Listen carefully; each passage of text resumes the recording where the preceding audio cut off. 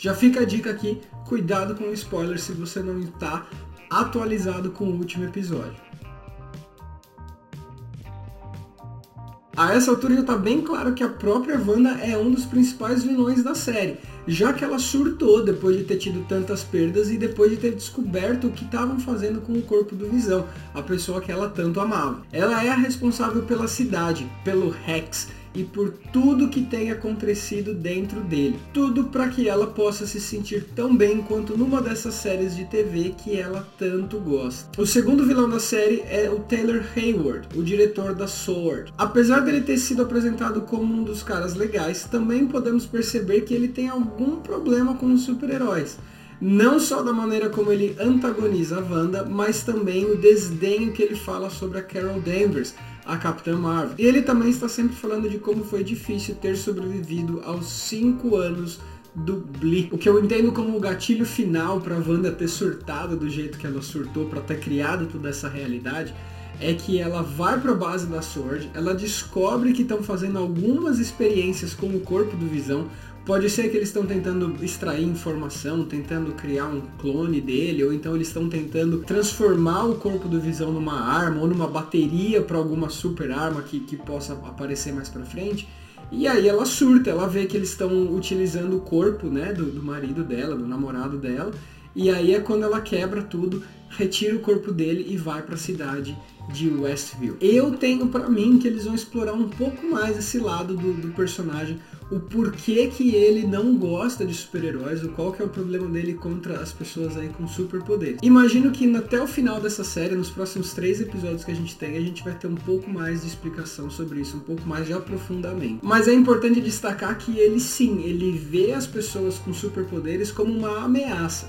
E se você acha que você já ouviu alguma história parecida assim, é porque a gente está entrando no território dos X-Men. Um tema bem recorrente nos quadrinhos e em alguns dos filmes, que eles exploram as pessoas que têm medo dos mutantes, as pessoas que têm medo desses superpoderes e acabam hostilizando esse tipo de pessoa. Mas não satisfeito só com esses 2 potenciais vilões, eu imagino que tem um terceiro, alguém que esteja por detrás da cortina, tentando influenciar a Wanda a criar tudo o que ela está criando e a colocar o Taylor Hayward no caminho dela para hostilizar ela, fazendo com que ela se estresse mais e ela perca um pouco mais o controle. No último episódio, o episódio 6, a gente vê que a Wanda já estava com um problema de controlar tudo o que acontecia dentro daquele Rex. Ela conseguia controlar melhor o centro da cidade, onde ela estava, mas todo mundo que estava mais distante, ela tinha essa dificuldade. Imagina agora que o Rex, que é a área que ela está criando, cresceu ainda mais. É muito mais fácil dela perder o controle e acabar fazendo alguma besteira. E por falar em besteira, eu vou comentar sobre o Pietro no finzinho desse vídeo. Uma das teorias mais recorrentes que a maioria das pessoas que são fãs dos quadrinhos estão colocando nessa série é o Mephisto. Para quem não sabe, o Mephisto é um demônio de uma outra dimensão, que na realidade da Marvel ele se passa pelo diabo. Ele tenta se passar por aquela versão bíblica do demônio que a gente conhece até mesmo na nossa realidade. Mas ele é um demônio de uma outra dimensão. Nos quadrinhos, ele conseguiu criar, junto com a Wanda, os filhos dela. O Tom e o Billy, eles são fragmentos da alma do Mephisto. O meu problema com essa teoria, ou pelo menos no momento, eu não acho que o Mephisto vai estar aparecendo agora, por conta de um detalhe. A China. A China tem consumido muito dos produtos da Disney. Só que a China, ela tem aí alguns detalhes, ela tem algumas censuras. Não é qualquer conteúdo que pode ser levado para a China. E você está falando do demônio, ou alguém que se aproxima do demônio, um conteúdo extremamente negro e espiritual, a China não vai autorizar isso dentro do país. Então, muito provavelmente, se a Marvel tá com intenção de falar sobre o Mephisto, ela vai fazer isso mais pra frente, bem depois, no futuro, não agora. É uma explicação que é muito mais de marketing, é uma explicação muito mais financeira do que uma explicação das histórias. Mas a gente sabe que, né, a Disney tá aqui para fazer dinheiro, né? Mas tá bom, se não for o Mephisto, então quem? Quem melhor do que Agnes ou Agatha Harkness? Nos quadrinhos ela é uma feiticeira ligada ao Mephisto, mas se na adaptação da MCU ela é uma feiticeira tentando libertar alguma outra entidade de alguma outra dimensão, como por exemplo Dormammu do filme do Doutor Estranho? E se não só uma ligação, mas a própria feiticeira Agatha Harkness esteja no filme do Doutor Estranho? Beleza, independente de Agnes ou independente de Mephisto, por que eles estariam fazendo tudo isso?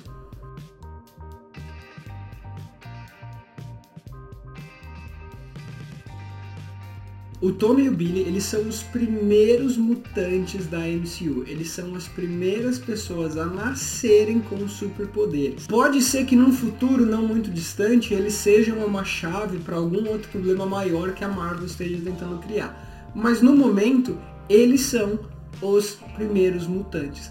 Essa série é a série que está introduzindo mutantes que nasceram com superpoderes dentro de toda essa realidade que a gente já tem assistido aí em todos esses outros 23 filmes. Nos quadrinhos a gente tem a saga chamada Dinastia M, onde por conta de alguns traumas a Wanda cria uma realidade paralela onde não existem mais mutantes. Como na MCU não existem mutantes, não ia fazer muito sentido ela criar uma realidade sem mutantes. Mas imagina que ela está criando aí um apego emocional com os filhos, e quando esse Rex que ela tem deixar de existir, ela vai querer trazer os filhos dela para a realidade junto com ela. E talvez isso vá criar um efeito dominó que vai trazer consequências para várias outras pessoas e por muito tempo.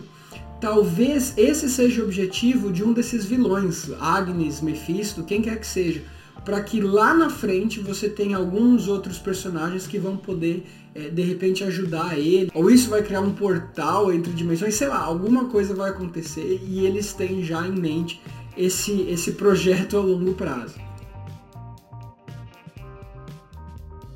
E agora, para falar de umas questões que as pessoas têm mais comentado ultimamente, a gente precisa falar sobre o Visão e o Pietro. Diferentemente das crianças, a explicação para o Visão e para o Pietro é muito mais simples do que você imagina. Eles estão mortos. O Visão morreu na Guerra Infinita. Na série, quando ele tentou sair do Rex, ele começou a se desfazer. E se você já assistiu aquele filme antigo, Um Morto Muito Louco, você sabe exatamente o que a Wanda está fazendo. Esse Visão não é o Visão que a gente conhecia. Ele é uma projeção de como a Wanda imaginava, como ela lembra, como que as memórias que ela tem do Visão. É sobre o ponto de vista dela, é o Visão sob a perspectiva da Wanda. E aí você pode até fazer algumas brincadeiras com o nome da série. WandaVision ou WandaVisão pode ser a visão da Wanda, a versão do Visão da Wanda. No final da série, talvez eles até consigam dar um jeito de trazer o Visão de volta permanentemente. Mas eu não acredito muito nessa teoria, pelo menos não agora, não desse jeito. Você lembra daquela cena do cachorro? Quando o cachorro morre, aí os filhos da Wanda pedem pra ela trazer o cachorro de volta à vida. E aí a gente tem até aquela cena da Agnes falando pra ela, nossa, você consegue fazer isso? E aí ela dá uma explicação dizendo que a gente tem que aceitar algumas coisas que acontecem na nossa vida e que a gente não pode trazer as pessoas que morreram. E aí naquele momento a gente acha que é um pouco irônico, porque o Visão aparece. Porque a gente fala assim, ué, mas ela trouxe o Visão. E aí no mesmo episódio, no final, ela traz o Pietro. E dá a entender que apesar dela estar dizendo que não podem trazer o cachorro de volta, ela trouxe outras duas pessoas importantes para ela.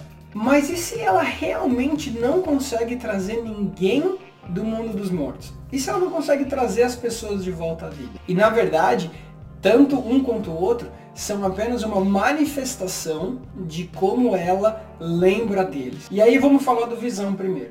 Talvez você possa estar se perguntando assim, ué, mas se esse é o caso, por que quando ela não está longe do Visão, ele não começa a parar de funcionar que nem todas as outras pessoas dentro daquela realidade?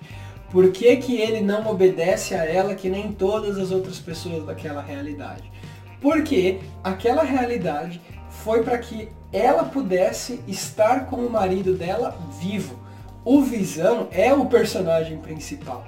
Ele não precisa estar perto da Wanda para ela estar pensando nele. Tudo que acontece dentro do Rex é conforme ela pensa nas coisas que deveriam estar acontecendo. E o Visão está sempre nos pensamentos dela. E por algumas vezes a gente já percebeu que quando ela está muito estressada, ela está tendo dificuldade de manter a realidade ativa, ela não consegue enxergar nem o Visão, nem o Pietro como pessoas vivas. Ela enxerga eles mortos. Porque é isso que eles são. Eles estão mortos naquele momento. Tem muita gente falando do Pietro achando que agora é o multiverso, que eles vão colidir o universo da Fox com o universo da Disney. Não, eles não vão fazer isso. E eu vou te dar 2 razões para eles não estarem fazendo isso.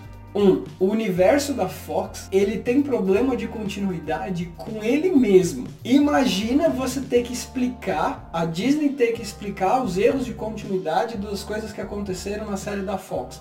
Não, isso não vai acontecer. E segunda coisa que confirma a minha teoria, eles terem chamado o Peter Evans para fazer o papel do Pietro na série, mesmo ele tendo sido o Pietro da Fox, é muito interessante. É um easter egg, é uma coisa que está fazendo todo mundo comentar a respeito, mas eu acho que foi só uma brincadeira.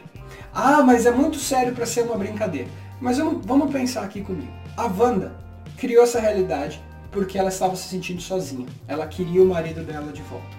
Aí ela teve o marido, ela teve os filhos, ela começou a ter uma dificuldade para manter essa realidade estável. Ela começou a brigar com o Visão.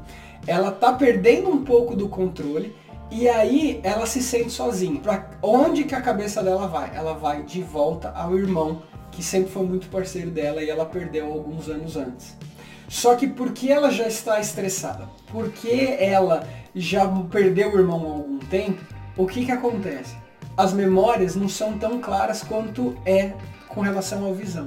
Então ela acaba trazendo no meio desse susto, no meio desse desespero, o Pietro, mas não exatamente como ele era. É uma versão diferente. E quando eu digo versão, não é porque a gente está falando de realidades paralelas, de universos paralelos, a gente está falando de que a memória dela e os poderes dela, o estado mental da Wanda não está muito bom. Aí você pergunta, mas e as memórias diferentes? Ela falando que ele não é exatamente como ela lembrava e tal. Ele mesmo dá essa resposta, ele fala, você está suprimindo muitos traumas na sua cabeça. Sabe aquele seriado de TV que tem umas visões malucas no meio da temporada? Sei lá, porque o personagem principal tá em coma, ou ele tá dormindo, ou ele tá tendo uma visão. E aí sempre nesses sonhos, ele encontra com pessoas que vão tentar dar uma lição de vida para ele. E normalmente é desse jeito que eles trazem aqueles personagens que já morreram na série para ensinar alguma coisa. Essa série de TV é mais ou menos isso. Só que como ela é tão poderosa, em vez de ela estar fazendo isso num sonho, ela está fazendo isso com pessoas de verdade, em volta de ambientes de verdade, de situações reais. Bom, mas se você tem uma teoria diferente da minha, deixa aqui nos comentários, que depois a gente vai falar a respeito disso. Vejo vocês no próximo episódio, galera!